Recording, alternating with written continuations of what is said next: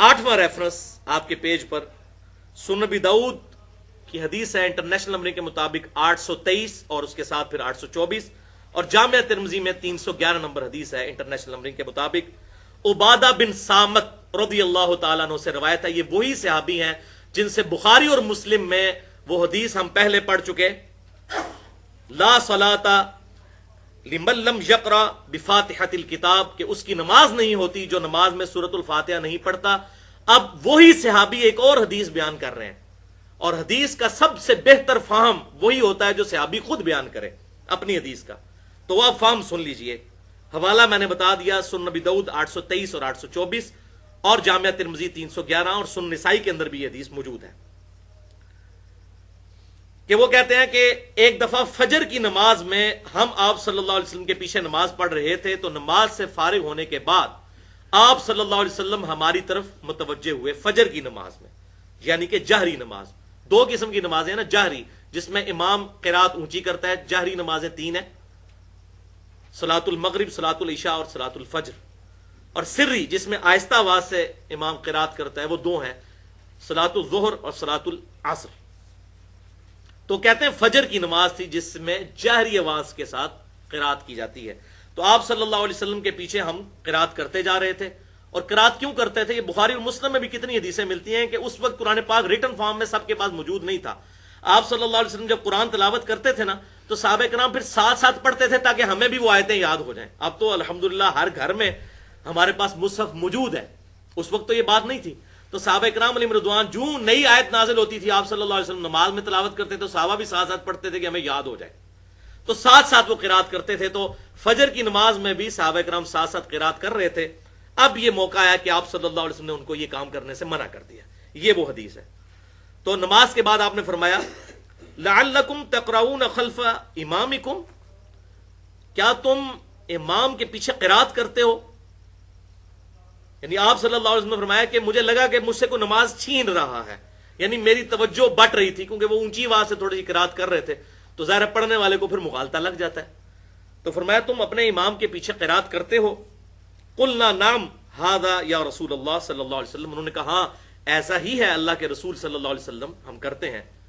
तो आप सल्लल्लाहु अलैहि वसल्लम ने फरमाया, क़ाला ला तफ़अलू इल्ला बिफ़ातिहतिल किताब, कि ये क़िरात इमाम के पीछे मत किया करो मगर सूरतुल फातिहा पढ़ा करो।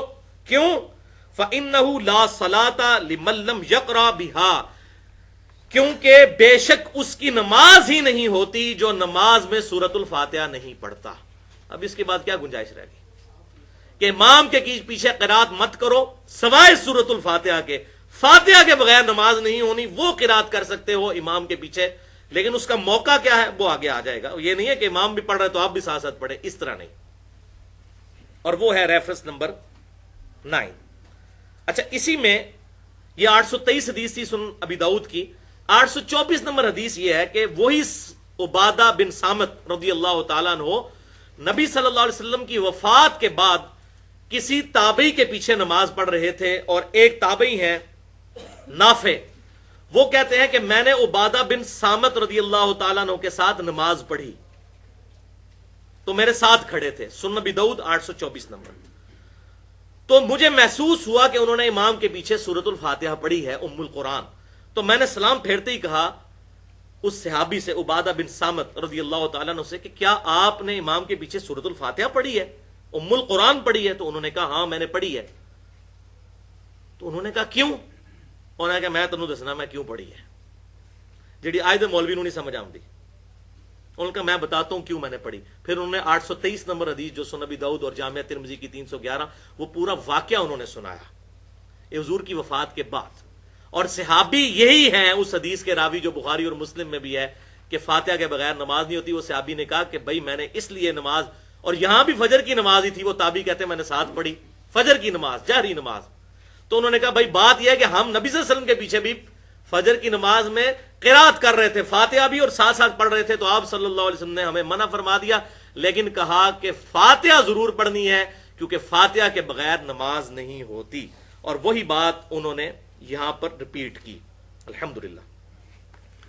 और बल्कि सुनन इब्ने माजा में इंटरनेशनल नंबरिंग के मुताबिक 843 नंबर हदीस है کہ جابر بن عبداللہ رضی اللہ تعالی عنہما ظہر اور عصر کی نمازوں میں امام کے پیچھے سورۃ الفاتحہ کے ساتھ سورت بھی ملایا کرتے تھے، اور وہ کہتے ہیں کہ ہم نبی صلی اللہ علیہ وسلم کے پیچھے سورۃ الفاتحہ کے ساتھ سورت بھی ملایا کرتے تھے ظہر اور عصر کی نماز کے اندر، کیونکہ اب بہانا ہی کوئی نہیں نا، امام کی قرات تو سننی کوئی نہیں ہے، تو فاتحہ تو پڑھنی ساتھ سورت بھی ملاتے تھے، اور آخری 2 رکعتوں میں ہم صرف سورۃ الفاتحہ پڑھ لیا کرتے تھے۔ اور یہ بہانے تو ویسے بنائے ہوئے ہیں ورنہ کہ جی وہ قرآن ہم سن رہے ہوتے ہیں، ورنہ مغرب کی آخری رکعت میں، عشاء کی آخری 2 رکعتوں میں، اس میں تو امام آہستہ آواز سے پڑھ رہا ہوتا ہے، اس وقت بھی نہیں سورۃ الفاتحہ پڑھتے، وہ میں آگے بتاتا ہوں کہ کیا کچھ کرتے ہیں یہ لوگ، والعیاذ باللہ تعالی۔ تو اسی حدیث، یہ جو ہم نے سیدنا عبادہ ابن صامت رضی اللہ تعالیٰ عنہ کی سنی، اسی پر امام ترمذی کے کامنٹس ہیں حدیث نمبر 311 کے کانٹیکسٹ میں، کہ اکثر صحابہ اکرام علیہم رضوان اور تابعین اور پوری امت کے علماء، چاہے وہ امام مالک ہوں، امام شافعی ہوں، امام احمد بن حنبل ہوں، عبداللہ ابن مبارک، ایک ایک امام کا نام لے کر انہوں نے کہا سوائے اہل کوفہ کے، یعنی وہی نجدیوں کے علاوہ، کوفیوں کے علاوہ، سب کے سب لوگ امام کے پیچھے سورۃ الفاتحہ پڑھا کرتے تھے، لیکن کب پڑھتے تھے وہ اب ڈیٹیل آ رہی ہے، وہ آپ کے پیج کے اوپر ہے، ریفرنس 9۔ جز القراء امام بخاری کی کتاب ہے، جیسے امام بخاری نے جز رفع الیدین پوری کتاب لکھی ہے نا، جز حدیث کی اس کتاب کو کہتے ہیں جو کسی ایک ٹاپک پر لکھی جائے۔ جز رفع الیدین لکھی، جو میں نے مسئلہ نمبر 70B ریکارڈ کروایا ہے، رفع الیدین سے متعلق فرقہ وارانہ نظریات کا تحقیقی جائزہ، اس میں اس پوری کتاب کا تعارف ہے۔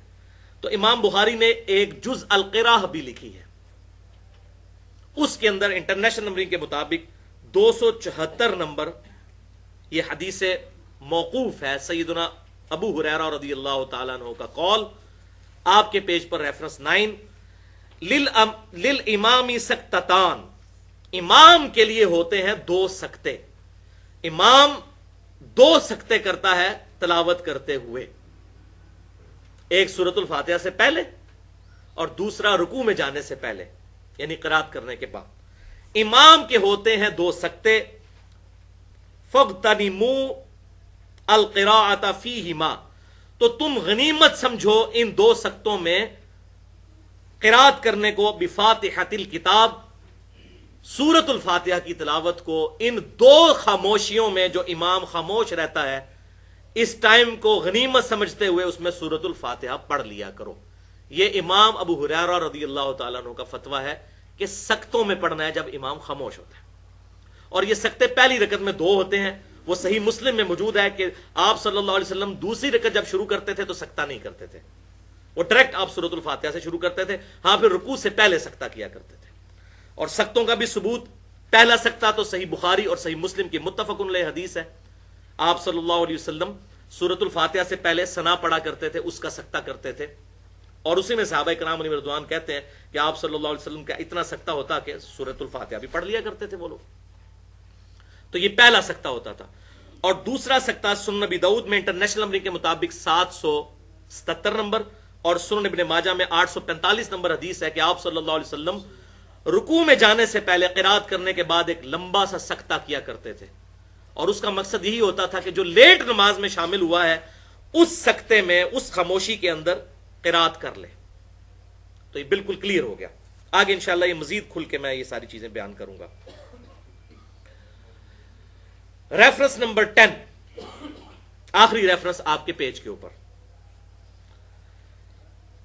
یہ بھی سیدنا ابو ہریرہ رضی اللہ تعالیٰ عنہ کا قول ہے، جز القراء انٹرنیشنل نمبر کے مطابق 132 نمبر حدیث موقوف امام بخاری نے جز القراء کے اندر لی ہے کہ سیدنا ابو ہریرہ رضی اللہ تعالیٰ عنہ نے ارشاد فرمایا، لا یجزئک الا ان تدرک الامام قائما قبل ان یرکع، تیرے لیے جائز نہیں ہے کہ تو اپنی رکعت کو شمار کرے یہاں تک کہ تو امام کو رکوع سے پہلے قیام میں نہ پا لے۔ اب یہ دیکھ لیں کیا فتویٰ ہے، یہ کہتے ہیں جی رکوع میں رکعت مل جاتی ہے، امام ابو ہریرہ کا فتویٰ، یہ کوئی بعد کے اماموں کا نہیں ہو رہا جدھر لوگوں نے اپنی اپنی پارٹیوں کے امام بنائے ہوئے ہیں اور وہ جھگڑا کرتے ہیں، یہ امام ابو ہریرہ صحابی رسول رضی اللہ تعالیٰ عنہ کا فتویٰ کہ تیرے لیے وہ رکعت شمار کرنا جائز ہی نہیں ہے کہ جس رکعت میں تو امام کو رکوع سے پہلے قیام میں نہ پالے. اور اس سے اگلی روایت امام بخاری سیدنا ابو سعید خدری کی لے کر آئے انٹرنیشنل نمبرنگ کے مطابق جز القراء کے اندر 133 نمبر کہ ابو سعید خدری رضی اللہ تعالیٰ عنہ کہتے ہیں کہ تیرے لیے یہ جائز ہی نہیں کہ سورۃ الفاتحہ پڑھے بغیر تو رکوع میں شامل ہو. 133 نمبر روایت یہ ہے، یہ جائز ہی نہیں ہے، ورنہ وہ رکعت شمار نہیں ہوگی. باقی وہ جو حدیث پیش کی جاتی ہے بخاری اور مسلم سے ابو بکرہ رضی اللہ تعالیٰ عنہ کے بارے میں، ایک ابو بکر ہے نا خلیفہ اول، ایک ابو بکرہ بھی ہیں کہ جی وہ ایک دفعہ نماز میں شامل ہوئے اور رکوع کی حالت میں آپ صلی اللہ علیہ وسلم نے ان کو کہا کہ آندہ تم اس طرح مت کرنا، نماز کے شوق کے لیے جب آؤ تو سکون کے ساتھ آؤ. کہتے ہیں دیکھیں جی نماز لوٹانے کا حکم نہیں دیا تو بھئی ساتھ کیا فرمایا کہ آندہ ایسے نہ کرنا. پھر امام بخاری نے وہ کلاس لی ہے نا اہل کوفہ کی جز القراء کے اندر اس روایت کے اوپر کہ بھی اللہ کے محبوب صلی اللہ علیہ وسلم یہ فرما رہے ہیں کہ آندہ ایسے مت کرنا، اور تم نے پکڑ کے یہ فارمولہ بنا دیا کہ رکوع کے اندر رکعت مل جاتی ہے. وہ تو اس کو پتا نہیں تھا، کسی نے یہ رزلٹ نہیں نکالا، تم نے اپنی طرف سے یہ رزلٹ نکال دیا اور جعلی قسم کی فتویٰ جو لوگوں کو بتا دیا. ان کا تیری جرت کہ اللہ کے محبوب کہہ رہے ہیں کہ آندہ ایسی حرکت مت کرنا اور تو کہہ رہا ہے کہ ٹھیک ہے ہمیشہ ہی حرکت کرو اور رکعت شمار کر لو. دیکھیں نا عقل بھی تو کام کرتی ہے. اور یہاں امام ابو ہریرہ اور امام ابو سعید خدری رضی اللہ عنہما، میں یہ جان بوجھ کے امام کا لفظ کہہ رہا ہوں کیونکہ امام کا لفظ یہ اپنے بزرگوں کے بارے میں بول رہے ہیں، اصل امام تو امت کے صحابہ کرام علیہم رضوان ہے. ان کے فتوے آپ ذرا سنیں کہ تیرے لیے جائز ہی نہیں تو اپنی رکعت شمار کرے جب تک کہ تو امام کو قیام کی حالت میں نہ پالے، قیام فرض ہے. اور ابو سعید خدری کہہ رہے ہیں تیرے لیے جائز ہی نہیں رکوع کرنا جب تک تو سورۃ الفاتحہ نہ پڑھ لے، وہ رکعت ہی شمار نہیں ہوگی. تو بہرحال یہ الگ سے ایک مسئلہ ہے، اس میں انشاءاللہ کبھی میں ڈیٹیل سے ڈسکشن کروں گا. تو بہرحال یہ دونوں روایتیں جو حضرت ابو ہریرہ رضی اللہ تعالیٰ کی روایت ہے کہ تیرے لیے جائز نہیں کہ تو رکعت شمار کرے، یہ عبد الرحمن تابعی سے ہے، اور اسی تابعی نے ابو سعید خدری سے بھی روایت کی کہ سورۃ الفاتحہ کے بغیر رکوع نہ کرنا. تو دونوں ایک ہی بندے کی روایتیں ہیں. اس سے یہ بات کلیئر ہوئی کہ اس بندے نے یہ ویژن امت تک پہنچا دیا کہ دو صحابہ نے مجھے مسئلہ کلیئر کر دیا.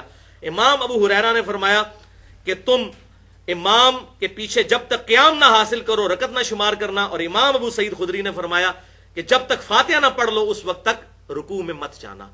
بالکل واضح ہو گیا. الحمدللہ علی کل حال.